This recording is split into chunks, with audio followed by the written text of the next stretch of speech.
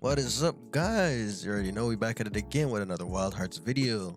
Today I got a spicy build for you, as you guys can see. It's with none other than the Karakuri staff.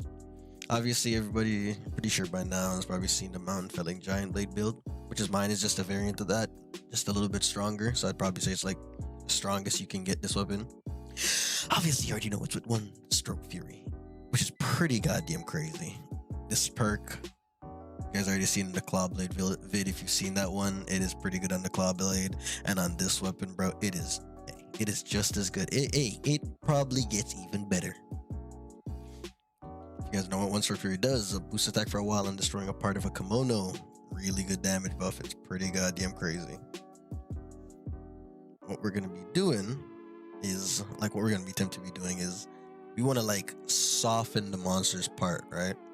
Want to get it softened, like while building up our files. I'll show y'all how I build up my files a little bit later in the weapon demo. But you want to just get it as soft as possible with whatever hits you can while building up your files. And what you want to happen is one of the first 2 hits out of the nuke, like the big one. You want to have one of those first 2 hits break the part. This is obviously in just a perfect scenario, which you obviously don't have to go for this build to function really well. But you want one of those first 2 hits to break apart, which will activate One Stroke Fury, and then you'll drop the nuke on him. And I'm telling you guys, if you get it off, it is extremely satisfying, and the numbers you're gonna see, hey, it's kinda beautiful. So this is the normal build right here, the normal Mountain Felling Giant Blade build. This one is a full force blow, which is 6% damage. So if you guys don't want to play for the One Stroke Fury, you can just go for full force blow. But there's almost no point to not going for one Stroke Fury. It is pretty good, and it's not hard to activate with this weapon because pretty much every time you do your hits, you're gonna be breaking apart with this thing. Like those big hits are permanently gonna be breaking apart. And this right here is a weapon tree, as you guys can see. It's not like my Claw Blade build. This one's pretty optimized, nice and simple, easy to follow. Shouldn't be too bad to farm. Obviously, hey, you're gonna be ending off down here because this shit is just, hey, it's good as hell. So you're gonna have 2 Mountain Felling Giant Blade, 1 Desperation, 1 Stroke Fury. Really simple, really easy. You guys don't gotta worry about the tree too much.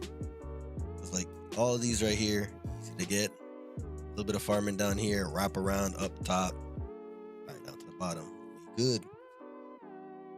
And with that being said, let me show y'all the armor. You guys can see there nothing has changed for my armor. This is just how simple this is to run for like anybody who made the set for the Claw Blade vid. You don't have to change much. You can change the shoes if you want to these right here for core boost if you're having a stamina problem. But the way I play this build, I'm not really running out of stamina ever, so I just go for resurrection. It's an extra life. What else is there to say about it, right? I mean, it's just an extra life. You're running these pants right here, Battle Spirit, pretty good. 10%. Another pants I could say you guys can run, right, is the Battle Spirit gives you 10% damage when the kimono is enraged. This right here as well, it gives you 10 Sleight of Hand Fury. So the way I play this weapon is to build up files. I'll show y'all a little bit later again. This Sleight of Hand Fury gets a little bit of value, and I feel like honestly it gets a lot of value. I'm not sure if it's worth more than the 10% Battle Spirit, because I mean 10% damage when the monster's enraged is pretty good, and you guys already know the monsters get enraged a lot in this game. But for certain runs, if you beat the monster enough, like once you start optimizing it a little bit, the monsters don't even get enraged as long as you're using traps and stuff. They'll just die. So this pants loses a little bit of value, and the Sleight of Hand Fury gains a little bit more value. This also comes with Karakuri Remedy, which is right here. Incorporates health when an attack incorporating a basic Karakuri connects. So you get a little bit of life steal in a way. And it comes with +5 maximum HP, so I mean, just a little bit more health. So these 2 pants I'd say are pretty good. Arms, obviously, these you don't want to change these. These give 17% One Stroke Fury. Playing around a One Stroke Fury build, pretty damn good. Chess piece, 7% desperation, 15% self-control. You already know when those endgame hunts you guys gonna be doing. You're gonna be sitting on one feint. And when you have those one feint, hey, self-control just gets more value because you're permanent. You have it permanently up. If you guys don't know what self-control does, right here, stamina recovery speed when only a single life thread remains. And then you have the hat, which I'm pretty much just running for deaf ears. And solar protection is actually pretty good. I will say it again in this video, even though I said it in the last one. You can sleep to whatever time you want in this game. So you can just sleep for a morning, do a quest, get your 5% damage. Alright, now that we finished with that, back onto the talismans. Nothing much has changed here from my last vid. Obviously, I want to make sure you keep it on because I want to show y'all. The only thing I want to change is this right here. It's Clawmaster Talisman. You're going to want to change it to something else for a lot of damage.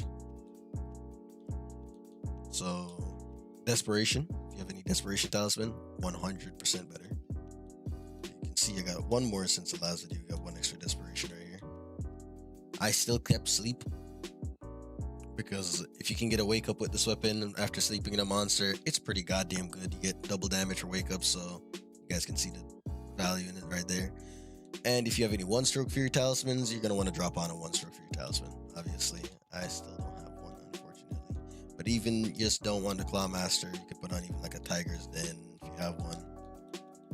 Anything like that. Anything that just gives you a decent amount of damage, you're just going to want it over that. See, my Talismans are pretty mid. Find any one, even Destruction Art's not even bad because, well, extra part break, right? You're playing around a part break build, get a little bit of extra part break, but that's only if you don't have any one stroke Fury and Desperation Talismans. I'd say you would ever put on any part break. Well, that's pretty much it for the armor talisman and the weapon. Now I'm gonna show y'all the weapon demo, how I build up my files for this weapon, and how I'd recommend everybody build up their files for this weapon, because this shit is crazy, guys. It is so efficient, it is so quick. So you're gonna want Celestial Thread.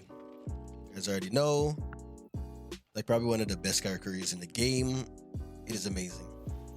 So how you want to do is you want to do right bumper, you know, it does your little jump.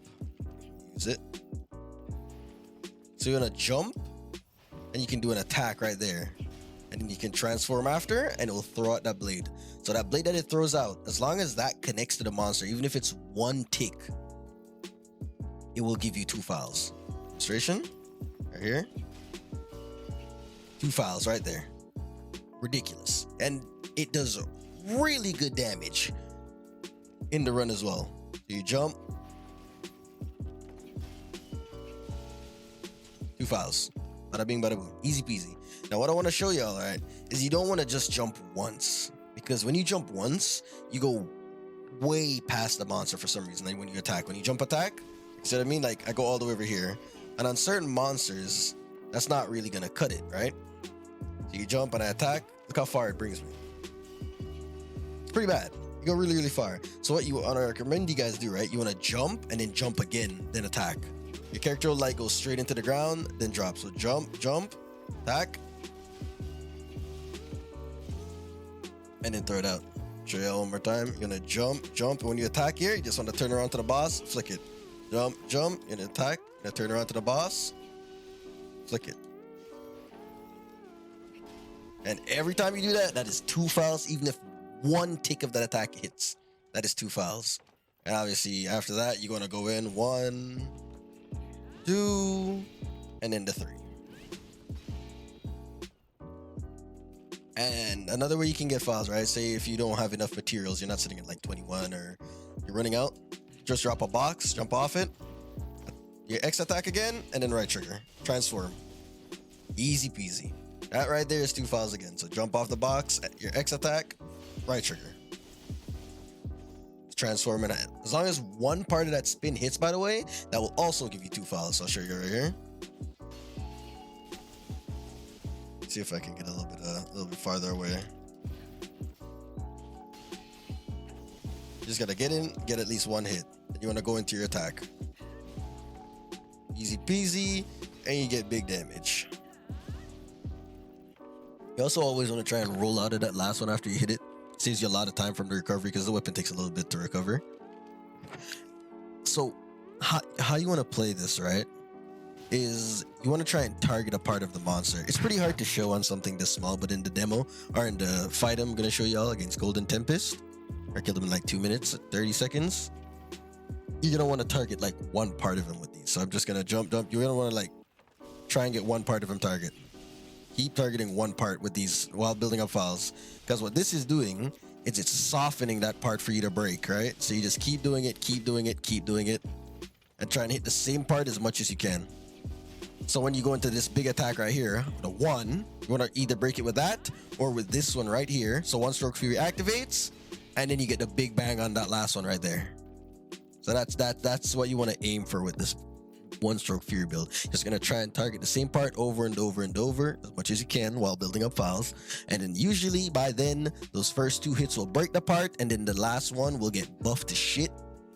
And then you'll just drop a bomb on the boss. Like, it's pretty goddamn crazy. You'll just drop a goddamn nuke. I'll go to my profile right here so you guys can see all the buffs I have active.